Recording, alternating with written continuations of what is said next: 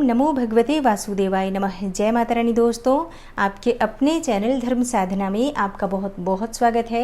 माँ भगवती दुर्गा की कृपा आप और आपके पूरे परिवार पर सदा सर्वदा बनी रहे। दोस्तों, सनातन धर्म में पूर्णिमा तिथि को विशेष रूप से बहुत महत्वपूर्ण माना गया है। शास्त्रों के अनुसार पूर्णिमा तिथि के दिन लक्ष्मी और नारायण की पूजा करने से स्थिर लक्ष्मी का वास घर में बना रहता है। गरुड़ वाहिनी लक्ष्मी हमेशा घर में विराजित रहती हैं।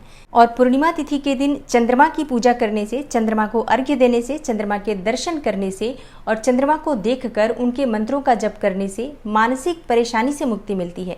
और हर महीने की पूर्णिमा तिथि पर भगवान भोलेनाथ का अभिषेक अगर आप कच्चे दूध से करते हैं तो इससे आपके मन की कोई भी कामना हो पूर्ण होती है। समस्त प्रकार के ग्रह दोषों से आपको मुक्ति मिल जाती है।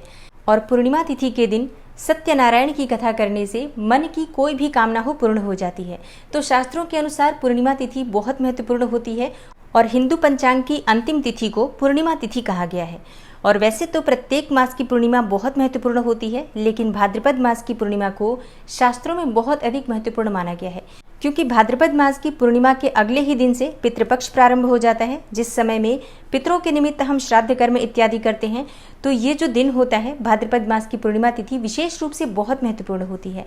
और आज की वीडियो में मैं आपसे बात करने वाली हूँ कि भाद्रपद मास की पूर्णिमा कब है, तिथि कब प्रारंभ होगी, कब समाप्त होगी, और जो भक्त पूर्णिमा तिथि का व्रत धारण करते हैं उन्हें व्रत किस दिन धारण करना है, सत्यनारायण भगवान की कथा का पाठ हमें किस दिन करना चाहिए, स्नान दान और दीप दान कब करना चाहिए, जो लोग पितरों का तर्पण करना चाहते हैं उनके लिए आज के दिन कौन सा शुभ मुहूर्त है, ये संपूर्ण जानकारी आपको आज की वीडियो में शेयर करने वाली हूँ।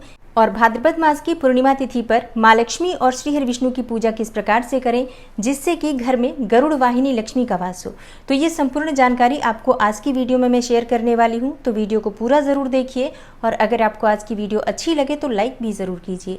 दोस्तों, आपके लाइक्स, आपके कमेंट्स मेरे लिए बहुत महत्वपूर्ण होते हैं, क्योंकि ये एकमात्र जरिया है जिनसे मुझे पता चलता है कि आपके लिए ये वीडियो उपयोगी है और आपको ये वीडियो अच्छी लगती है।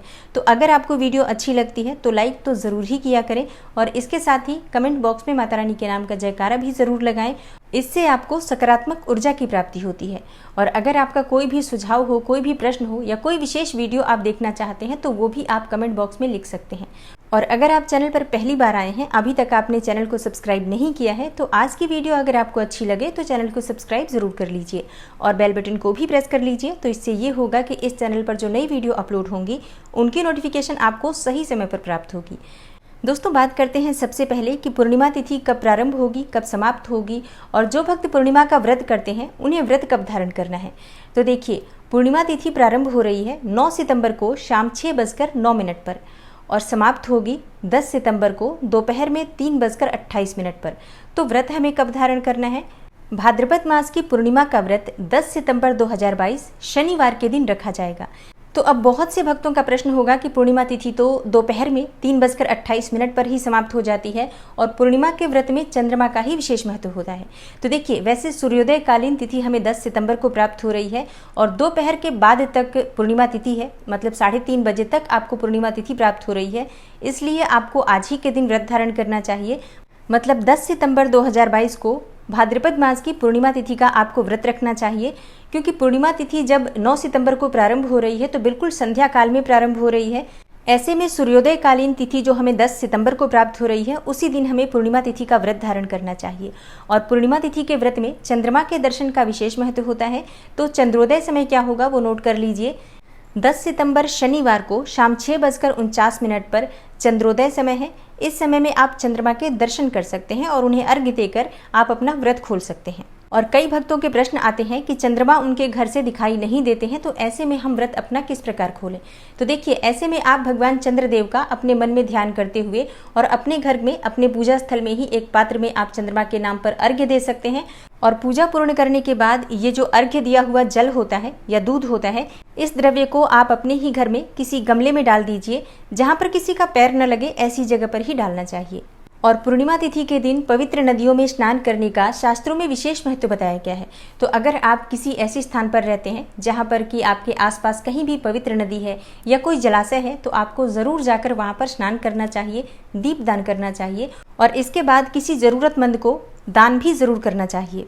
तो स्नान दान के लिए भी पूर्णिमा तिथि 10 सितंबर को ही मान्य होगी। इसी दिन आप व्रत भी करेंगे। सत्यनारायण की कथा का पाठ भी अगर आप करना चाहते हैं या सत्यनारायण की कथा करवाना चाहते हैं तो आज ही के दिन मतलब 10 सितंबर शनिवार के दिन पूर्णिमा तिथि है, इसी दिन आपको ये सभी कार्य करने चाहिए।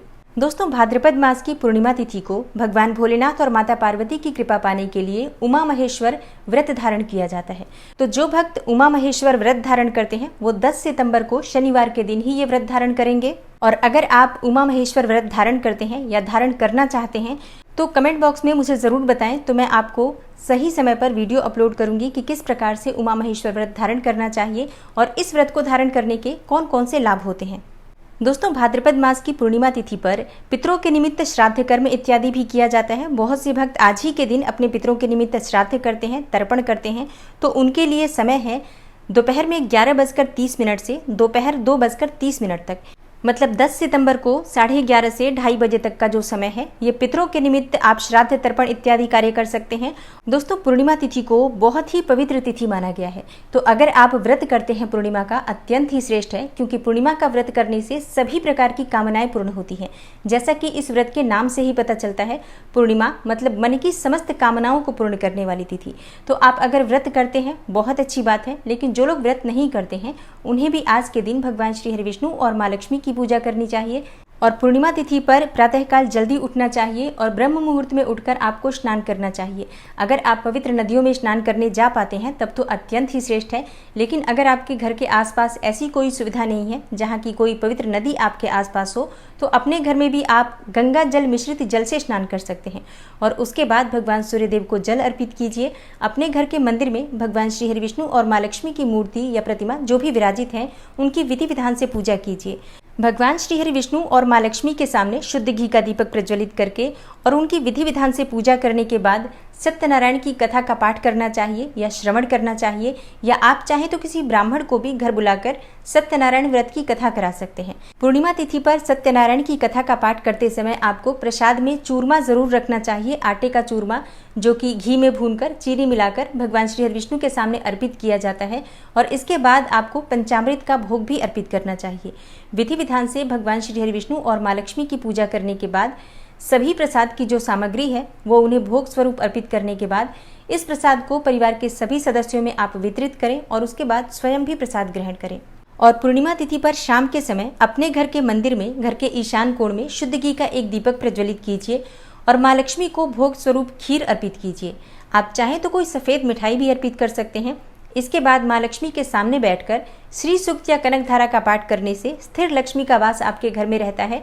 और हर पूर्णिमा पर आप नियम पूर्वक अगर खीर का भोग माँ लक्ष्मी को अर्पित करने के बाद श्री सूक्त का पाठ करते हैं या कनक धारा का पाठ करते हैं या अपनी इच्छानुसार किसी भी लक्ष्मी मंत्र का जप करते हैं तो आपके घर में कभी भी धन का अभाव नहीं होता। गरुड़ वाहिनी लक्ष्मी हमेशा आपके घर में विराजित रहती हैं। लेकिन ये कार्य आपको हर पूर्णिमा पर नियम पूर्वक करना चाहिए, तभी इसका आपको लाभ प्राप्त होता है। और पूर्णिमा तिथि पर दीपदान का विशेष महत्व शास्त्रों में बताया गया है।